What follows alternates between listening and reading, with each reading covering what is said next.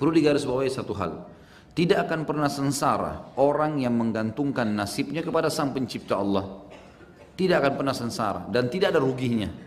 Kalau ada di antara kita yang berkata, misal syaitan membisikkan kalimat dalam hatinya, dia mengatakan, ada yang saya minta belum Allah kasih.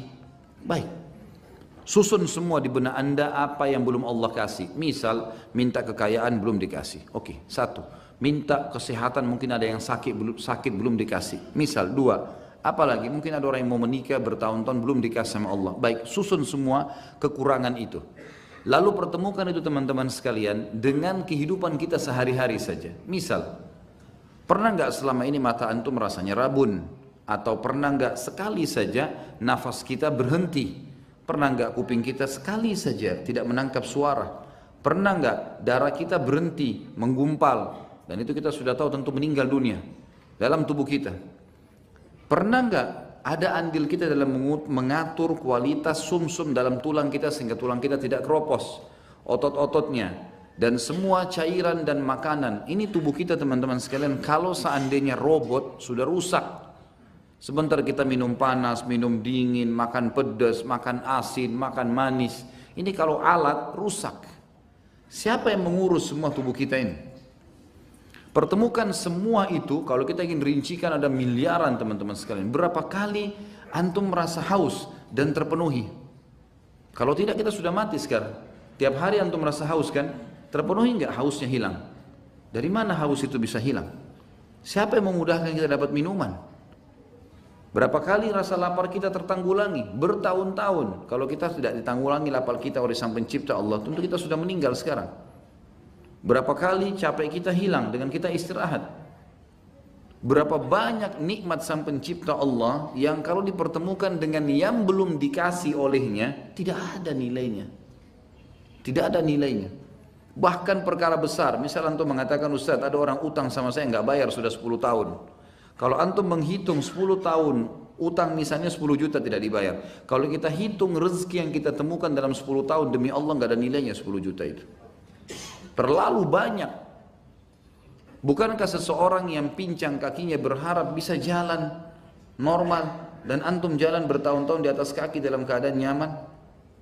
Bukankah orang yang buta teman-teman berharap bisa melihat alam semesta ini sekali saja sehari walaupun dia buta lagi setelah itu? Bukankah orang tuli berharap bisa mendengarkan suara seperti antum merasakan sekarang? Dan terlalu banyak kalau kita ingin bahas masalah itu.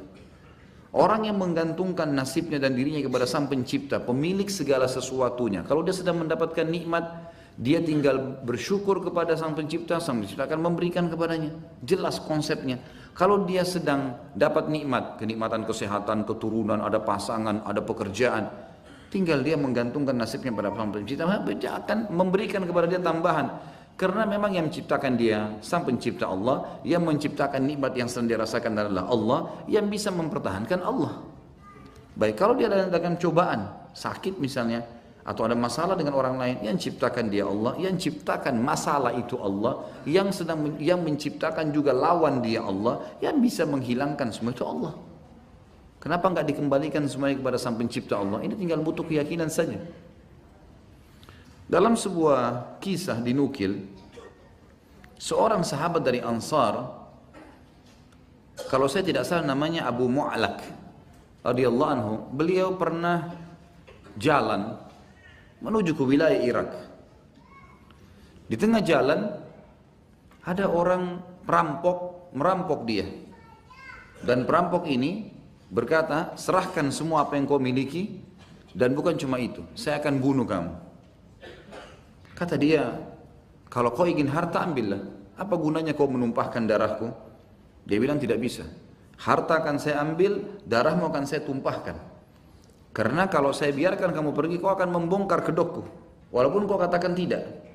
Kalau di sana ada perampok dan seterusnya. Dalam kondisi pedang sudah diletakkan di lehernya dan dia akan dibunuh pada saat itu dan akan diambil harta. Dan memang perampok ini kerjanya selalu begitu. Maka dia pun berkata, izinkan saya sholat. Saya ingin sholat terakhir sebelum kau membunuh saya. Maka diizinkanlah sholat. Dia pun sholat. Dalam sholatnya dia membaca doa-doa yang masyhur yang dia ucapkan. Tentu secara letterlet saya tidak bisa terjemahkan. Tapi dia mengatakan, wahai zat yang cahayanya tidak pernah redam. Wahai zat yang memiliki raja, kerajaan langit dan bumi. Wahai zat yang akan menjawab panggilan orang-orang yang terdesak. Aku meyakini keberadaanmu dan engkau yang menyuruh aku untuk minta tolong kepadamu kalau lagi ada masalah. Maka aku memohon kepadamu ya Allah 3 kali. Tolonglah aku dari pencuri ini, perampok ini. Jadi ada beberapa orang perampok banyak. Tolonglah aku dari perampok ini, tolonglah aku dari perampok ini. Maka dia pun menutup matanya sambil berdoa, gitu kan. Setelah itu dia duduk tahiyat, kemudian dia salam. Begitu dia salam, dia melihat si perampok-perampok ini telah dibunuh oleh seseorang penunggang kuda yang memiliki pedang yang sangat tajam. Sudah mati semuanya. Kemudian orang ini pun pergi. Maka dia berusaha mengejar sambil mengatakan, aku menanyakan atas nama Allah kepadamu, siapa kau ini? Maka dia mengatakan, pergilah, syukurlah karena Allah telah menyelamatkan kau dari penjahat-penjahat ini. Dia bilang, demi Allah saya tidak akan lepaskan kamu. Saya akan tanya atas nama Allah, kau harus jawab siapa kamu. Maka orang itu pun mengatakan, saya pada saat pertama sekali kau mengucapkan doamu, maka sampailah doamu ke langit pertama. Dan Allah memberikan pilihan kepada malaikat siapa yang mau mengambil alih tentang pertolongan tersebut. Lalu karena kau ucapkan doa itu yang kedua kali, maka pindah doamu ke langit yang kedua dan tergoncang langit kedua. Kemudian kau mengucapkan yang ketiga, maka naiklah doamu ke langit ketiga sampai kau ucapkan yang keempat kali yang kau katakan, ya Allah yang telah memerintahkan untuk ya berdoa dan akan menjawab panggilan orang yang terdesak, maka ya berikanlah aku pertolongan dari pencuri ini. Maka aku pun meminta izin kepada Allah dari langit sana, minta untuk membunuh penjahat. Aku malaikat dari langit keempat. Maka datang dan membunuh penjahat ini. Dan ini kisah masyhur sekali, ya, yang dimana orang-orang mengambil pelajaran darinya. Tentu saja, mohon maaf, saya tidak tahu tentang kalau kisah ini kesahihannya 100%. Tapi insya Allah dengan izin Allah saya tahunya ini dinukil oleh banyak para dai-dai kita di Timur Tengah. Kisah yang masyhur yang dinukil dari beberapa buku-buku yang ditulis oleh para ulama salaf dulu. Yang jelas yang kita ambil pelajaran teman-teman sekalian tentang masalah bagaimana kedekatan seorang hamba dengan Allah subhanahu wa ta'ala. Lepaskan ketergantungan dengan makhluk yang hanya selalu bisa memberikan angan-angan, ya, semoga saja, tolong bantu saya, baiklah saya usahakan. Kalau dengan Allah tidak ada, makanya tidak ada perkataan baiklah saya akan usahakan. Allah mengatakan kalau kalian meminta, saya pasti akan beri.